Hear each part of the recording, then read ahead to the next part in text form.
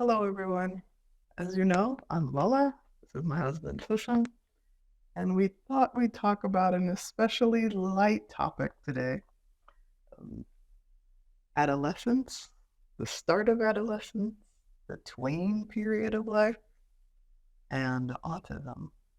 So when we started the podcast, we had what? That was 3 years ago. We had a 9-year-old and a 7-year-old. We had elementary school children, and now we have a 12 and 10-year-old. And they both have their share of sensory differences, sensory challenges sometimes. And now that we're entering into this space, we're taking two different approaches. Our 12-year-old, who's now in the heat of middle school, he's verbal. He very much um, understands some things that his sister doesn't. So that approach is more books and very frank conversations about things like body changes and things like that. Whereas Alero, baby girl, we're taking on a different approach. We're seeking more medical help, medical intervention, and that's because for those of us who are new to our podcast, our baby girl, who's 10, is minimally verbal, uses an AAC device to communicate. She's autistic and intellectually disabled. She's about cognitively about 3 years old while being chronologically 10. So we are approaching things a little bit differently with her. And obviously, she's a girl, so obviously, those changes are different than her brothers. And I'm glad that I'm married to a diehard both boy dad and girl dad because this is very much a team. This is very much a team effort. So, Susan, do you want to kind of take the floor when it comes to we sought out an endocrinologist and why we did that? Yeah, I think what you said about approaching differently for Fela and Alero um, just highlights what everyone says. If you've met one kid on the spectrum, you've met one person on the spectrum. With Fela, I think the seeds that were planted over the last couple of years in order to make sure that he understands that he can come tell us or explore any topic with us without recrimination or shame or, you know, a reaction that puts him into his shell, um, I think has put us in a good place uh, with him as he changes, his voice is changing, body changes, and what have you. And obviously, we don't have that with Alero, as she can tell us what she's going through. So we go into more of a predictive, prescriptive, anticipatory stance. Visited the endocrinologist a year ago in anticipation of puberty and everything that comes with a female child undergoing those transitions, and got confirmation in doing this recent visit that puberty has started. So that was a bit of a whoa, like, okay, let's go.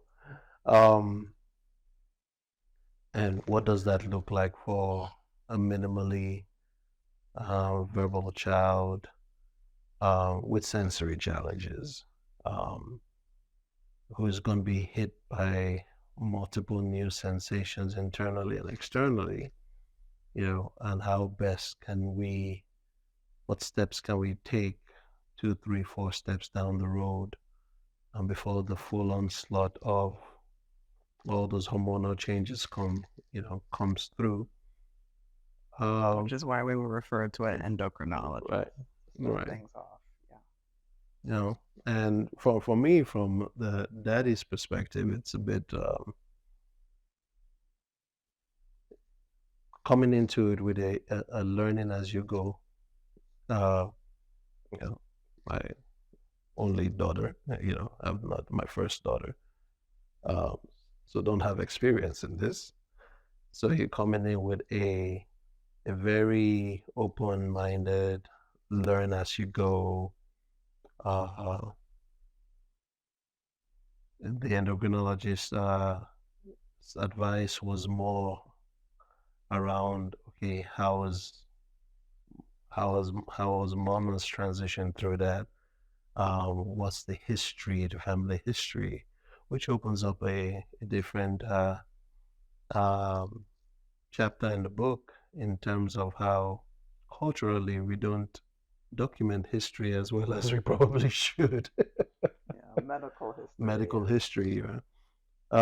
But that that's the mindset. Luckily, we are in community. I think we're the only ones with a girl on the spectrum Yeah, in our in our Texas community. Texas community. Well, with the exception of we do have someone who has an older daughter who's now an adult. But when it comes to a child Right. who's about to transition into puberty, we have a bunch of friends with boys on the spectrum, but nobody in this current state around us locally. Right, right. So there's um, and the dog just came in.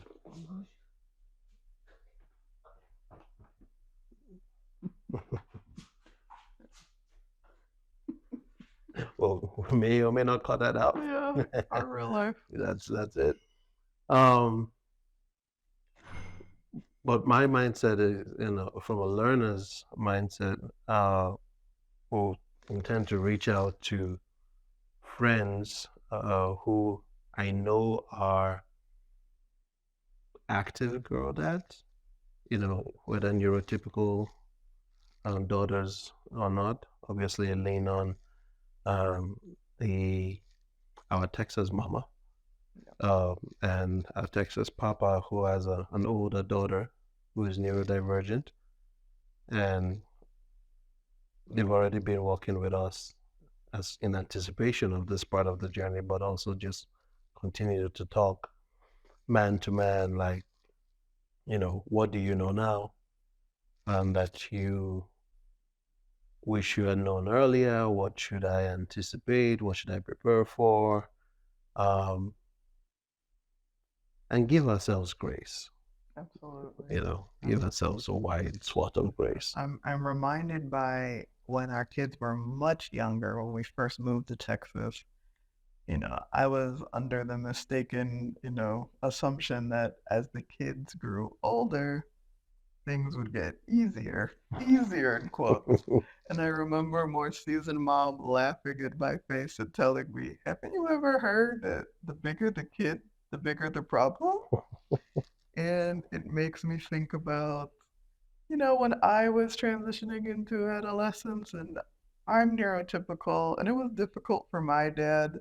I remember when it happened, my mom wasn't home, she was working, and you could just see that deer caught in headlights. And he told me to go find my mom. And I ended up at work. She was like an hour away. So I ended up calling an aunt to kind of walk me through the beginnings of that process. So looking at that, and then even trying to put an intellectual disability lens and then putting an autism lens on top of that, the layers have layers, right? So definitely giving ourselves grace is really important.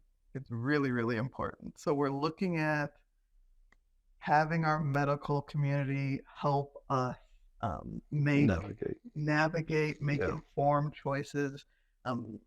We are now being referred to a gynecologist because the reason why we started at age 9, because our daughter's 10, like Tosin said, that was her first major endocrinologist appointment, and it was to take a blood test to see if the puberty stage has started, because from there, our doctor told, or Alero's doctor told us that we have about a 2 year-ish window from there where her first menstruation could come, her first period could come. So knowing that, that gives us now somewhat of a time frame to work with her private therapy team to get her as Right. sensory ready as possible. So what does that look like for those that are going through similar phases, or maybe with their daughter, the phase is right around the corner? Um, I reached out to a mom in another state who's actually part of our season one, who has a daughter who's now a full on teenager who's neurodivergent. And she told me to invest in things like period panties instead of the maxi pads, because sometimes sensory wise that could be an issue, over tampons as well for similar sensory challenges. So we're arming ourselves to make those type of purchases and to have our occupational therapists help us start that process so that her body can get used to those type of items physically touching her body, so it's Right. not as foreign of an experience when it does happen. And that's just one example. Um, Telling us when she's wet, yeah, you know. Um, yeah. Sorry. yeah. So those are the type of things we're starting to put together, knowing that we have this window of time, at least according to science. There are always surprises that could occur, but at least we're trying to get as prepared as we can be. Another option that's possible is our daughter taking a shot that would completely stop menstruation altogether. That's also an option that we're looking at. Of course, that brings in other issues like bringing a rush of hormones into her body in addition to the hormones that are now, you know, coming during this time. So we're thinking about that. We're looking into that. But there are options. Like we said, like I said, we were referred to a gynecologist. So that's the next step, is to kind of go through those detailed options. Yeah, and I think the framework that we always approach things like this with is remains the same. Is what, well, two things. 30 years from now, if we can look back and know that we did what we could with what we knew, what we had, we can live with the outcomes. And two, what is in the best long-term interest of the 30, 40, 50, 60, 70-year-old Alero. And if those two decision frameworks intersect, then you know, then that's the right move for us.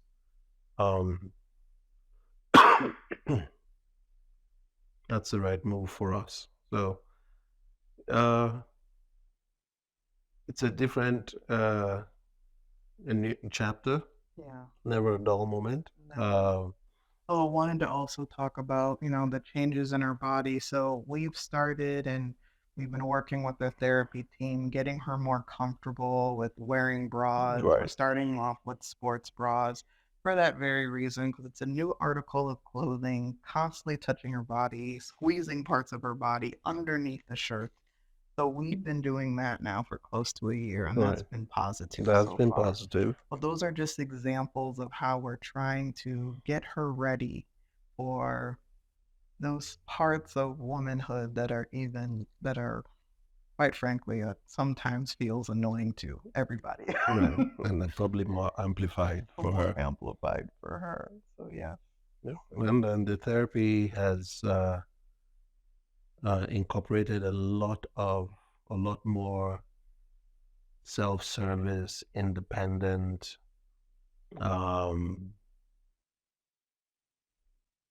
you know, for her knowing, understanding that the journey or the goal is for her to be able to do as much as she can for herself, communicate as much as she can, or advocate, quite frankly, as much as she can for herself through whatever method of communication that she feels is available to her at that time, sign, the AAC device,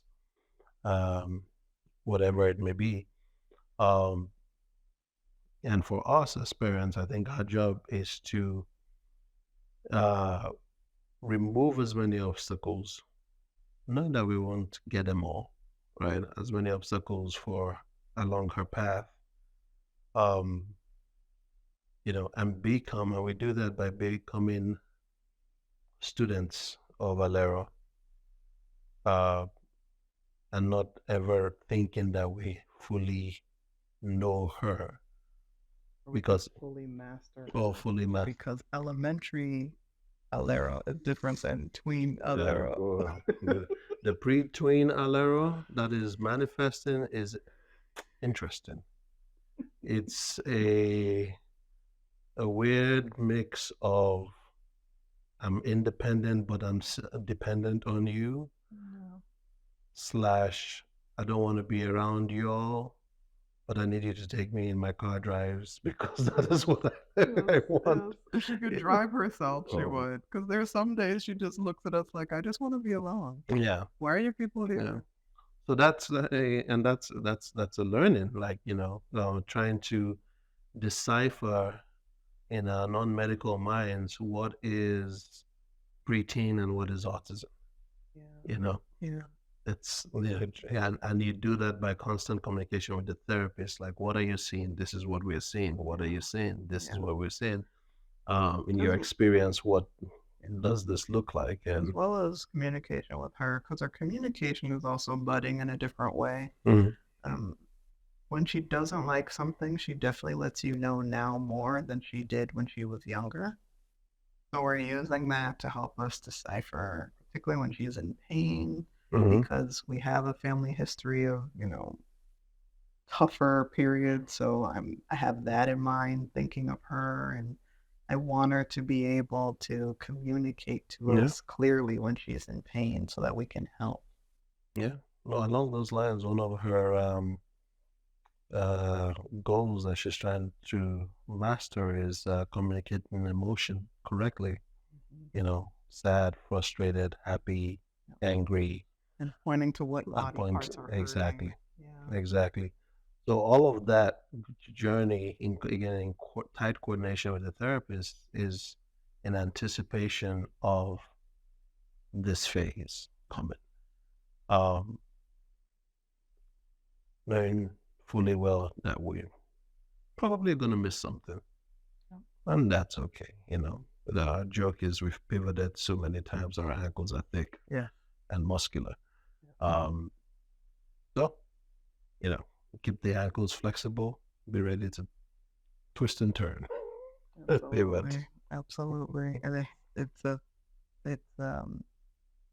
different approach again to our son, and that goes back to pivoting is not only pivoting with her, it's also pivoting with our son, because he's such a different child in that way when it comes to communication. So we're trying to, in real time, the best we can, again, giving ourselves grace, helping them navigate through this next life change in the best way we know how, based on the information we have at the time. He's in full preteen mode. About to be a teen in a couple months. The end of the year. Very full preteen mode, neurotypical in some areas.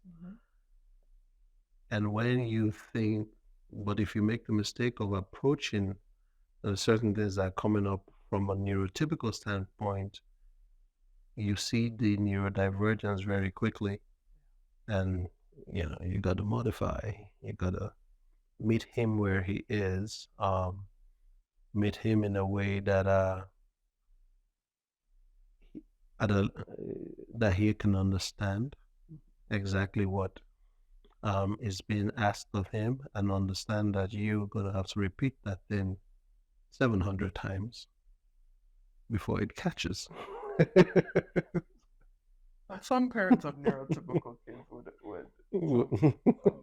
some parents of neurotypical kids would also argue that as well. Yeah. But yeah, it's definitely a different phase. He's a little more easier distracted now, and I think it's because he's managing different things, different sensory challenges at this phase. He's having to self-regulate a lot more. Yeah. But to your point, I don't need to imagine because I used to be a preteen, but if I can remember the buffeting of hormones and feelings and whatever else is hitting him, he's having to self-regulate a lot more. And for him, that's physical, like right. Jumping. He used to be pacing a little bit when he was younger, but we have a trampoline both inside and outside. And before he gets ready for school, he'll go and jump outside to focus and regulate. And I love that because there's a lot of self-awareness there now. Yeah. Which shows that level of maturity that, okay, I'm about to focus on school. I'm about to focus on something important. When he was younger, he used to call it, I need to get my wiggles out. Now that he's older, he might think wiggles is not cool anymore. So I don't know what he's going to use. But that form of self-regulation, him using it as a tool in this way, is something that we're really proud about. Yeah. And we also, yes, we love that he can come to us pretty much with anything, but also looking to give him additional, through therapies, additional avenues for him to. With the social aspect of that school, which can be challenging. So yes, he does have his own therapy for that. So in essence, it's just a never a dull moment. Once we quote unquote stabilize on the rhythm that is fully teen for both of them, another phase is going to open up. Absolutely, the young adulthood will happen. So and then we'll be here. If God wills, we'll be here. By God's grace, one day at a time. Continue to learn, fail fast, pivot, learn again, breathe, drink more coffee, and we got a new coffee maker. It's excellent. Get coffee. Excellent. For this phase. I don't think coffee will ever not be needed in any phase. I don't think so. But also find understanding for us, outlets for us, outlets in terms of community, outlets in terms of whatever review self-care looks like.